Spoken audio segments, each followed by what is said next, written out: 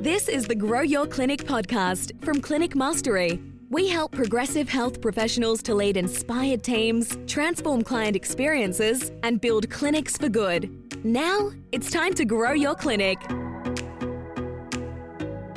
Welcome back to another episode of the Grow Your Clinic podcast. My name is Jack O'Brien. Thank you for joining us for another episode today. We have a guest joining us. We have Rory Callaghan on the line. Rory, how are you going today? Going really well, Jack. Thanks for having me on, mate. It is my pleasure. I'm really excited to dig into your story as a health professional living in Bali. I can see the surfboards behind you there as we record this. I am very jealous. So we'll get to Bali and what you're doing these days. Before we get there, let's find out a little bit who Rory is and why we should listen to you. Tell me, what are you reading right now?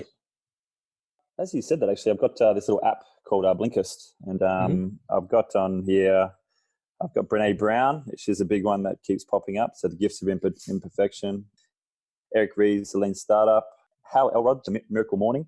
There are a couple of ones that I've just been plugging into in the last week. So yeah, they're probably the main ones. Nice, man. I love a bit of Blinkist, and Brené, she gets a good run on mine. Interestingly, do you have a specific Hal Elrod Miracle Morning one or just the original? The original, yeah. Just been reading into that. I've been really getting into morning rituals and like mastering your morning and that type of thing. And I've just been hearing it from so many different angles. And you hear a little bit about what I do later on, but it's very much about rituals, because it's about the action, the embodiment of what we know to do. And going back through, a lot of these, old texts and new texts, it all says the same stuff. It's really about, transitioning how we think into our life and then seeing the world sort of reflect back at us and create the reality we're trying to create in here, right? Yeah, absolutely. That's awesome. I listened to the Cameron Herald one, The Miracle Morning with Hal Elrod for Entrepreneurs, as recommended by Tristan White, who was a past guest of ours from the Physio Co. So that resonates a lot, mate. It's awesome. Tell me, who inspires you? Who inspires me? Man, a lot of people do actually, and it's probably not the typical people you see on social media. It's not the ones that you see out there in the limelight. There are a lot of people like the Oprah Winfrey's and that. I just love their story and the way they shine the light on others. At the moment, I think Brené Brown, what she's doing from that place of like showing the vulnerability is power, that's been a really big inspiration. My mum inspires me. I know that's one that probably hits at the heart of a lot of people, but I've seen her jump through a lot of like health hurdles in the last 5 years, and just to be still going strong and doing what she does best kind of inspires me to be a better person. And my partner Lo, she inspires me. She bought a one-way ticket to Bali to chase her dreams and her passions, and I just know how much courage that takes to really step outside of the social constructs and cultural constructs that we were born into to do something different. So yeah, they're probably the three people that inspire me the most this week. Yeah, that's awesome, man. Tell me, what did you want to be growing up? Man, I wanted to play AFL, and my family was born in Collingwood, so you can see I've still got my teeth. But I love footy, man. It created a bit of community for me. I had a single mum growing up, so the footy club was always somewhere where I felt kind of at home, and I loved it. I really loved it, and I guess I collected all the footy cards when I was younger, and I watched all the football growing up, and everyone tried to get me to be a West Coast Eagles supporter, but having all the family kind of born and bred in Collingwood meant that I never really had a chance. So yeah, I wanted to play AFL, and that was kind of my dream. That was my dream for a long, long time, probably up until about 21, 22. Yeah, right. Perfect, mate. Well, I know that segues nicely into a bit of your story. So you're a health professional as well. Why don't you run us through the background of your studies, how you ended up as a physio, and where that led to?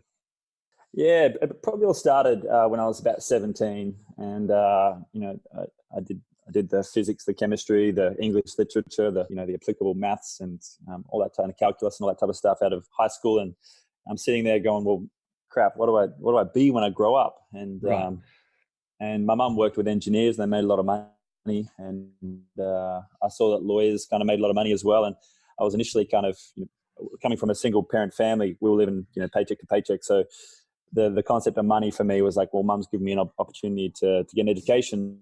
And so I was like, it's kind of like my duty to go and do something bigger and be able to help out the family. But she sat me down, and I had like lawyer, engineer, and something else on there. And she said, Ross, like, what do you really want to do?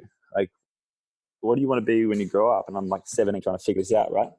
And I just remember her sitting me down, and it's like that, I think it's that John Lennon moment, where she sits down and she goes, well, what makes you happy?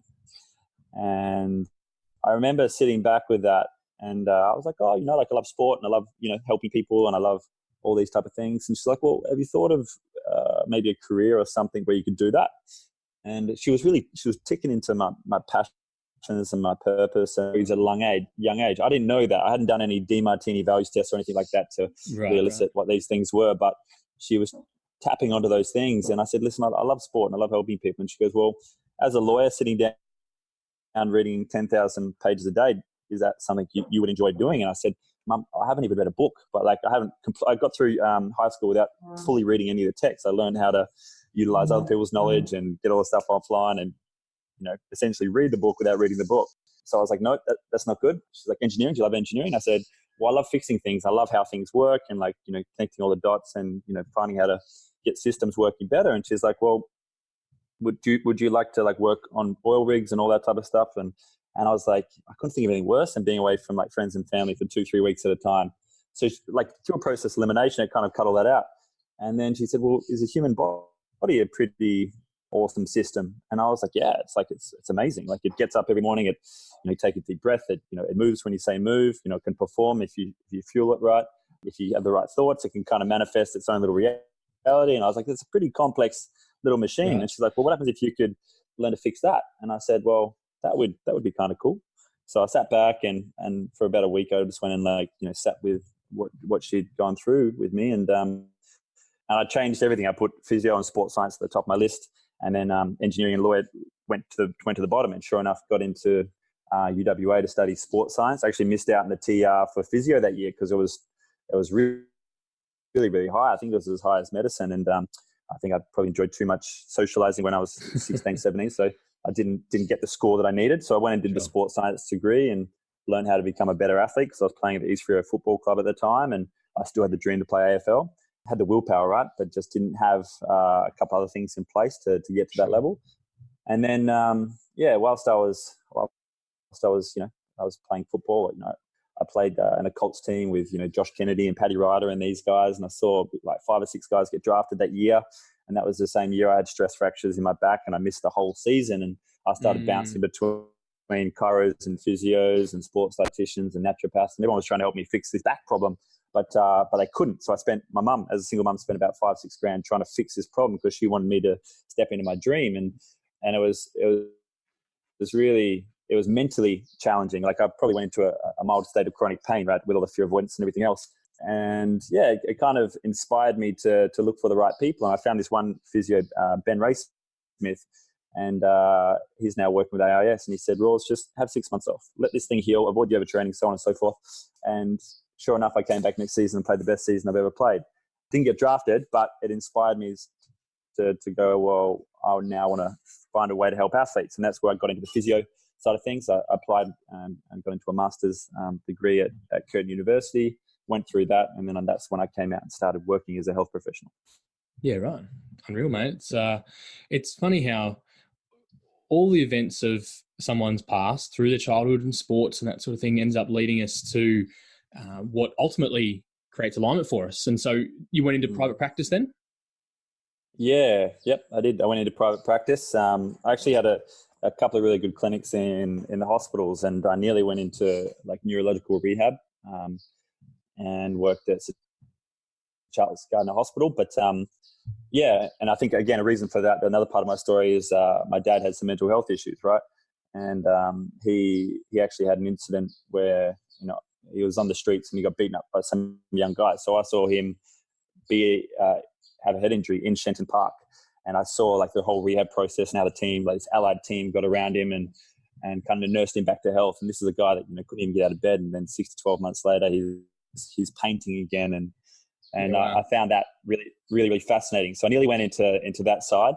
But the call for sport and, again, Ben Smith, who was my physio playing football, he offered me a job at working at Life Care, one of the clinics in Bicton.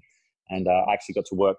A big reason I went there is passion and purpose, right? I got to then be like the Colts physio for the football club that I played for. So even though I couldn't play at a higher level AFL, like physically, my body didn't have those attributes, or maybe it just didn't have that nourishment to get to that level. I could go back and serve these kids, and that's where I got really excited out of the back of my university degree to create like hip and groin screening programs and create the screening protocols for all these young kids and make sure that they didn't miss these opportunities. Okay, so you put your head down, bum up, and build your screening and work in private practice and sports. And I guess a lot of health professionals get to that place 4, 5, 6 years into their journey, right? Of just going flat out, or maybe they've owned a clinic for a few years, and it's just been, all systems go, foot to the floor. What then happened to you?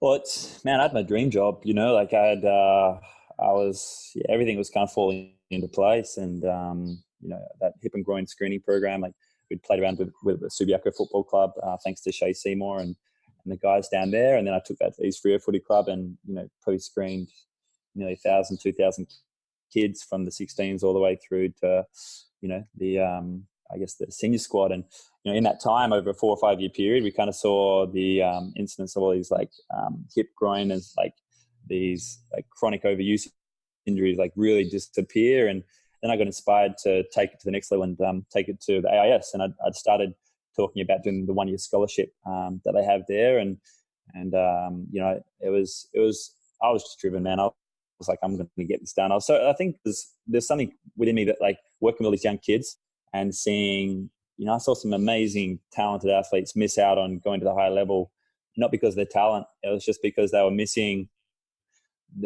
just pieces of the environment that would have really supported them to get to the next level. That little bit of education about how to eat, or, how to recover, how to move.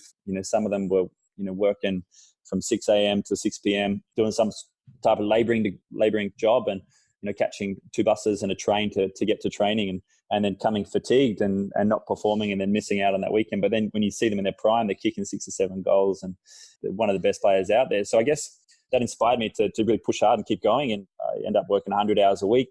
I was in the process of getting this, this little PhD to go to the AIS, and probably 26, I think it was. I burnt out, man. I just woke up one day and I had nothing more to give. And I just remember asking myself 3 key questions, and it was Roars. I was like, was I happy?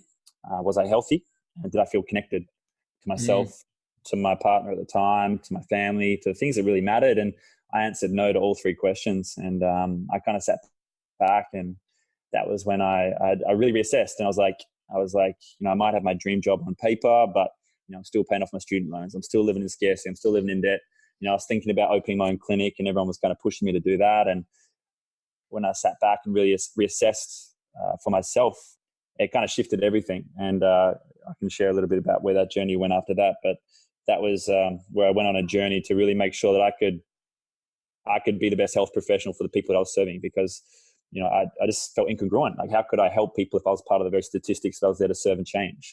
Maybe I could help in the physical sense, but if I'm chronically fatigued with digestive issues and lacking the energy and the vitality to really be present with people when they're paying me money for a service, then it just didn't feel right to me. So I had to step back for a couple of years and really earn my health back.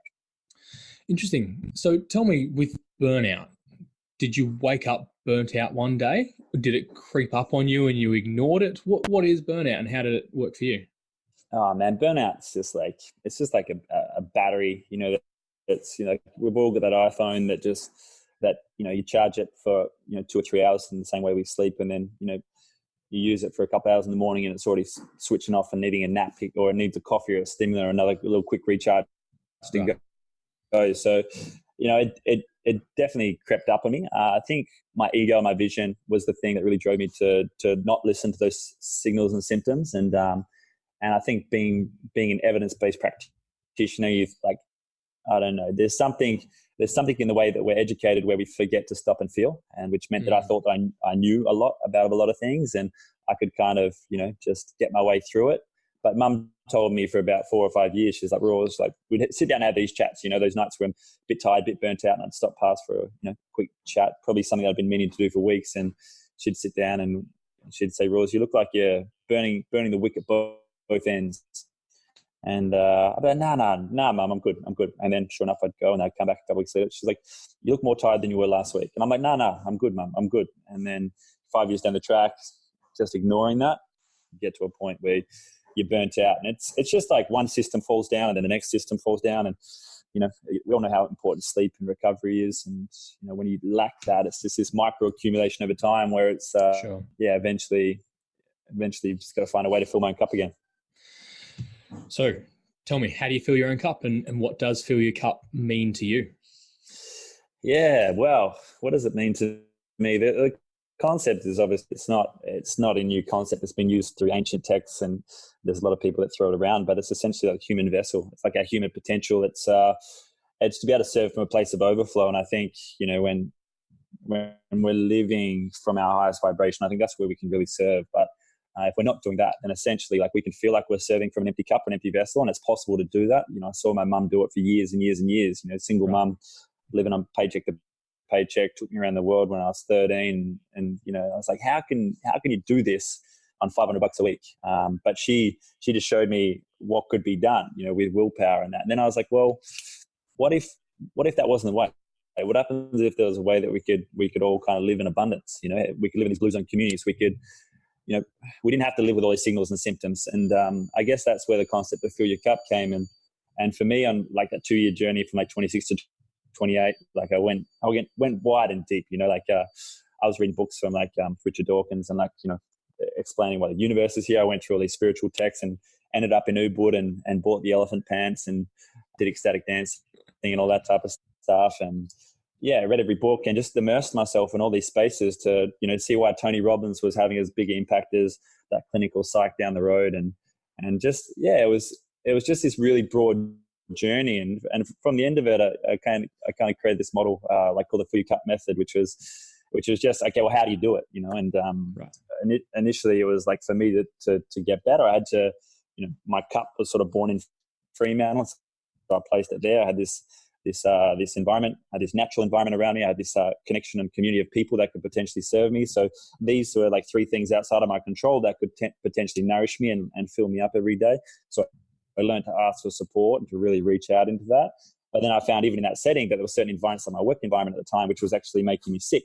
So I had to separate from that temporarily so that I could heal. And I had to remove myself from, the friends that were going out partying every weekend, and had to, start surrounding myself with the friends that were doing yoga and really promoting on self-mastery. And then all of a sudden my standards, my rituals kind of got better and better and better. And essentially my own cup is like, the base of it is like our genetics, our epigenetics, like the 5% we can't control, the 95% we can control, which is the lifestyle choices. And then that I kind of made peace with that of like, this is my human vessel. This is who I am. And then there was this beautiful mind that kind of controlled the other medicines. So like food is medicine, movement is medicine, what I do for a job, work is medicine, lifestyle is medicine, my sense of spirituality and purpose in whatever sense that needs to be. And like these were kind of the elements, the 95% that I could control, and I could really take ownership of that and take that into my rituals, like we're talking about with Hal Elrod, and bring that into my mornings, bring that into my day. And then outside of that, we got technology and modern medicine, which is essentially where a lot of us sit as allied health professionals, where we create these integrated clinics, and we've got technology like this to be able to serve and help people. And this is where I guess a young kid in Africa with a mobile phone has access to this Zoom, right, in the same way that everyone else does, right? So that's kind of what fill your cup means to me. It's being able to fill our own cup and then serve from overflow, and just taking ownership of that. And we don't have to save the world if we can just help ourselves and really impact our community. It's awesome, mate. Thank you for sharing. Really appreciate it. So how did you end up, we mentioned you live in Bali. So how did you end up there? And what do you do now? How do you help people? Yeah. How did I end up here? What an interesting story. So again, I met a girl I went to uni with along the way, and she just asked me the question. She's like, I was going through this whole process, and she was like, She's like, dude, what's your ideal day? Like, what's your ideal lifestyle? That magic one question. I'm not sure if you've been asked it, but it's like, if time and money wasn't an issue, like, what would you really be doing? Where would you wake up? how would you get up? Who would you be with? Like, what would you be doing? And I sat back and, it's probably 26, 27. I was probably going through the dip at that stage and trying to get back to a point where I felt normal again. And I wrote out this future vision, and, I hadn't been on a surf trip in 5 years. And that was something that was really important to me back then. And, because I've been working so much, I hadn't made any time for myself to travel. And I just imagined like waking up in this villa in Bali. And I don't know where this came from. Maybe it was from when my mum took me around the world when I was 13. The first stop was Bali. I saw the culture. I saw the gratitude. I saw just this karma-driven community. It must have left a mark. But I drew out this, painted out this vision with a villa, and I'd get up and take my dog down to the beach. I'd surf. I'd go past the coffee shop or grab a juice or something like that, and then I'd come back, and then I'd do stuff like this and find a different way to serve and to really go from one to many and really help people. And man, it's like it's uncanny. I don't know if anyone's done this out there, but this villa that I'm in now, just small, simple. I had this on my vision board like 5 years ago, and I had a life event where a partner that I was with, we kind of grew apart, and she wanted to go on one journey and I wanted to travel and really do it, really see the world. And we kind of high-fived with mutual respect. And I just remember going, shit, what do I do next? And so I went back to the vision board, and I was like, okay, what haven't I done? And there's this trip to the Mentawais, the little surf island just out in Sumatra. And the next day I just booked it. I just booked this trip. Nice. And then I went surfing for 2 weeks. And I just remember when I looked at that vision board, I had this little photo of this villa.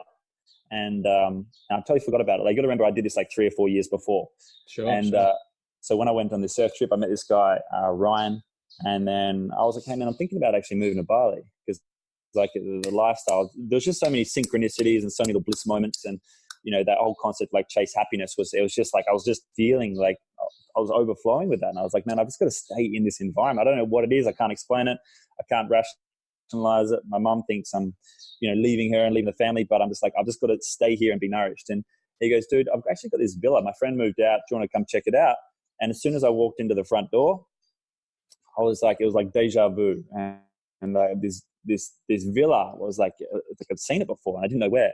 So I went, listen, I'm going to stay. And I chose to jump into this villa, and I've been here for the last 2 years. And it wasn't until I went home and I was cleaning up all my stuff at my mum's house, I picked up that vision board again. And sure enough, as I picked it up, there was a photo of this villa, and it was the exact same freaking photo of the villa that I'm in now. Wow. And my mind just went like, boom. So like in a very simple sense, man, I just painted a future vision of my ideal lifestyle, and did a vision board. And 3 or 4 years later, it kind of synchronously came into existence. And I know that sounds a bit woo-woo for people, but this little guy up here is really, really powerful at consciously engineering our environment. So just wanted to share that. Yeah, it's awesome, man. I think it'll resonate on whatever level, I guess, listeners are at. Yeah, but you tend to manifest what you want to see happen, or you might believe that there's someone working alongside you, whatever that looks like. But certainly, if you're not aiming for anything, you'll hit nothing, right? And I wonder how many health professionals and, by extension, clinic owners are just doing the day in, day out grind, and the appointment list just fills up, or the Asana task list as a business owner just keeps on filling, and we're going round the mountain again and again without working out what level are we at and where do we want to get to, what degree. We talk about the 7 degrees of clinic mastery. Where are we at with each of those degrees, and how do we keep progressing that to amplify our impact and ultimately build a clinic for good? And so I love that now you've found a way to help not just health professionals, but all sorts of different people fill their cup. Can you speak to us about maybe some rituals or some specifics, some tangibles that health professionals and clinic owners could put in place to look after themselves and nourish with self-care? Yeah, man. I think there's so many like simple rituals, but you got to find what works in the context of your own environment. I just want to be clear as well, like the brick and mortar clinic that's my dream too. Like I dream of opening an integrated health clinic over here. And if anyone out there wants to support or help me, for me, it's collaboration and co-creation. I think that's the way forward. When we get really focused on helping the people that we care about most, that's where we can really make the change. So, even though I've been able to separate and kind of work online and stuff, I play between both worlds. And I think that's a big thing that we can learn to do, is leverage our time and our location and, run those amazing clinics. Because I think that realistically, those clinics become little icons within any community to make a real impact. But the thing is with us as allied health professionals, I just don't want anyone else out there to get to a point where you're trying to serve from empty, because we all know that we can't actually make an impact with the people we care about, the people that are paying for our service. So some rituals that could help you as an allied health professional would be definitely number one is prioritizing sleep. So I know this is,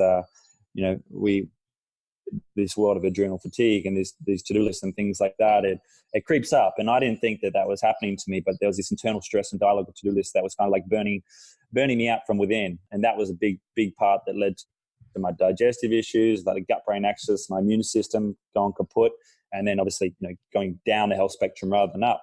So sleep would be number one. 6 to 8 hours is like a minimum. I know there's all this research about like, 4 hours, 5 hours.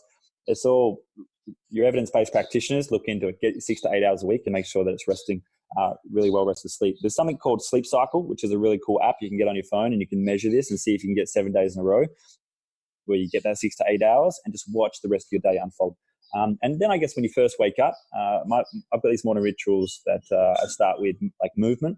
So either go for a run. I'm actually training for this half marathon at the moment. So it'll be a run or a surf. So I start by just getting the blood flowing and getting that up and about and doing something you love. Like if you love gym, do gym. But if there's something that connects a lot of the boxes, like surfing for me is meditation as much as it is movement, as much as it is being in nature as well. So it kind of kicks like 3 of those boxes for me in terms of the 12 medicines. And then after movement, I come home and I've got 10 questions that I ask myself. So these are questions that, like really high level entrepreneurs and change makers and game changers kind of ask themselves. So it's rather than like writing my gratitudes and affirmations, I've done that for many years. It's like, why do I really get out of bed this morning? And like going deeper and really sitting back with that. And like, why am I actually on this podcast with Jack? And the reason is because I want to help health professionals be healthy. So whenever I get an opportunity to do that, I'll like move my ritual across to serve and to make time, right? Because our time is our most valuable resource. Right. And then after I do those 10 questions, it's about food and nourishment. So water is like, we're 70% plus water, man. So make sure that you're getting some natural spring water and you're hydrating every single day. The reason why we need coffee and all those things is because we're dehydrated. So, get like a little sustainable bottle and just make sure you've got that throughout your day and you're just keeping yourself hydrated. And then I look to food and nourishment. So I start my morning off with a little smoothie bowl, and it's like it's got like 40, 50 of the building blocks that I need for the day, So, proteins, fats, carbs, vitamins, minerals, trace minerals. I'm not about restriction. It's about really fueling my body for the journey and making sure that it's got everything that it needs. We all know that like if we lack magnesium, then we get cramps, when we try to exercise. So everything is just as important. It's not just about the big stuff or the keto stuff or this. That's all hooey. Like it's all about nutrient saturation and getting really good quality food into our body. If you can go locally to begin with, that's epic because you feed back into that little ecological cycle. But ultimately, they're the kind of main things. And then after that, I listen to an audiobook. So I'm learning something new every morning. So I've got blinkers. And I'll just tune into whatever comes up in my questions. If I'm asking a question that's it's about business or it's about how I feel, then I'll tune into a Brene Brown versus like a Napoleon Hill and a Think and Grow Rich. And so that consciousness each morning is like, that's where I'm at. Now this ritual takes me like 2 hours, so you could get up at 6 or 7, and then by 8 or 9 it's kind of done. If you're really busy, just pick like 1 or 2 of those rituals and just learn to master those and just watch everything unfold. And you might even do the audio thing whilst you're in the car on the way to work. Yep. You might do the movement stuff at lunchtime in between patients. Like there's ways to get these rituals in, but essentially I know when I start my morning like that, that's where I think everything kind of synchronously unfolds, and I feel like I'm in flow for the rest of the day. It's interesting you mentioned, Rory. If I can press in on those morning rituals specifically, correct me if I'm wrong, but you're pretty free-spirited, kind of not so much of a regimented dude. How does that work? Do you feel like it boxes you in? I know that a lot of people would reject the notion of a morning system because it boxes them in. How do you reconcile that? Yeah, I definitely, I'm not a box person. Like I'm very flexible and very fluid with my rituals. But I think the key thing is that just when you sit back and it's like, okay, I need to do something for my mind. I need to do something for my physical body. And, I need to nourish it and hydrate it. And you kind of you keep it really simple. And then you just develop some like daily rituals to make sure that you're kind of fueling your body. You've got your mind in a positive like vibration and frequency. You've got your body moving, so it's kind of, the blood's flowing, and we know how that impacts our mental health and our physical well-being. I guess if you kind of just see it from that point of view, then all you're aiming to do is to get that stimulus into your body every single day. And the reason is like, and I'm going to speak directly to clinic owners and things like that. Is like, guys, if you're not doing this, then we're not walking our talk. Like these are the basic recommendations for how people should be healthy. But we're creating these businesses, and we're getting so caught up on the money and all this other stuff that we forget that people are going to be attracted to our business because of us. People are going to buy your clinic because of who you are. They're going to follow you. They're going to be attracted there because they want to follow your rituals. And I think we're like custodians of our community in a sense, where we can really be the leaders that hold each other to a different standard. And it's not asking a lot just to get those little stimuluses into your body. But if we're not doing it, then we're not going to recommend it. Yeah, 100% right, mate. I love it. Tell me then, how have you gone beyond just looking after yourself and creating this really nice environment for you to thrive? Tell us about what you do to contribute to the bigger picture globally. I know you do a bit of work through B1G1, etc. Tell us about that. Yeah, well, I guess the first thing was like learning how to serve myself, right? So I needed to be out of scarcity in my own life and be able to pay my bills and cover my rent. So I started looking for opportunities to create cash flow. And cash flow, money for me is just energy. It's like literally learning to receive it. It was as big as learning to give it, putting a value on myself and actually saying, what is my time worth? I've got, 600,000 plus hours in a lifetime or something ridiculous like that. So I had to learn to value myself, number one.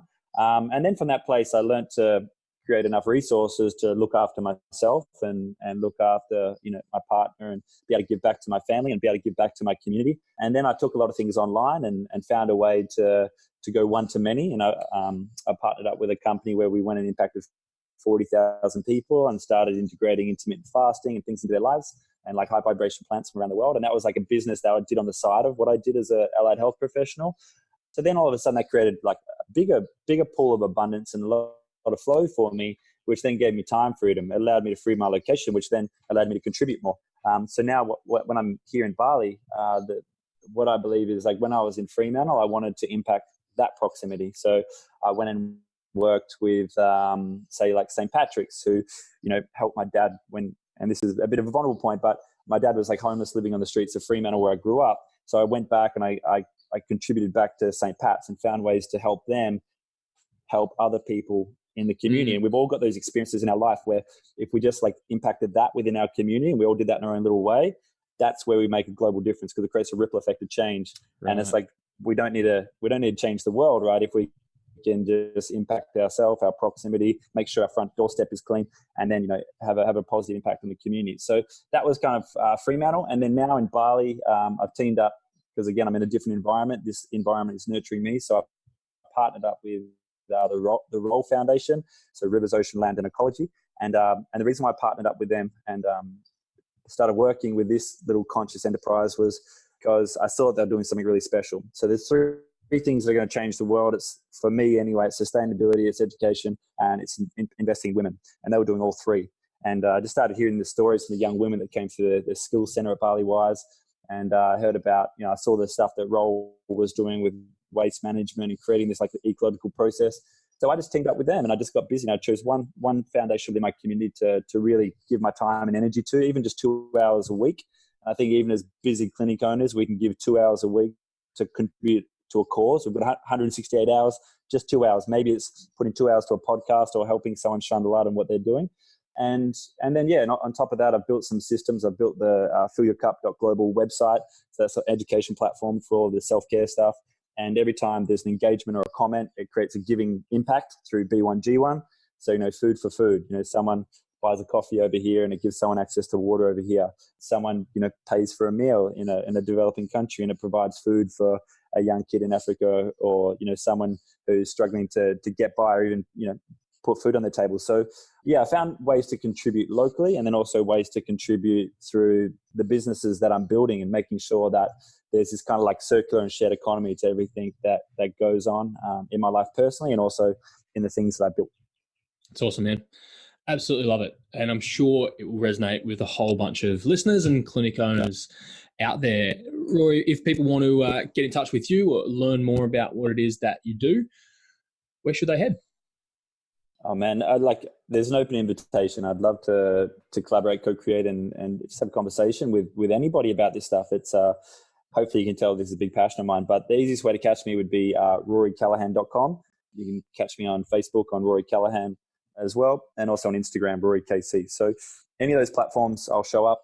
Obviously, if you go there, you can see all the other offshoots and things that I do. But yeah, let's connect, man. Like my dream is honestly to create these like allied, integrated, holistic health and well-being centers that are very like empowering for self-care as a foundation for passive healthcare. And I guess if we can get that rolling out in our communities and really create an impact in like in a local sense first before we try to impact global, then this is where the good health and well-being goal, the sustainable development goal, we can kind of all work towards together and hopefully make an impact on that in our generation, Jack, because that would be something pretty special, right?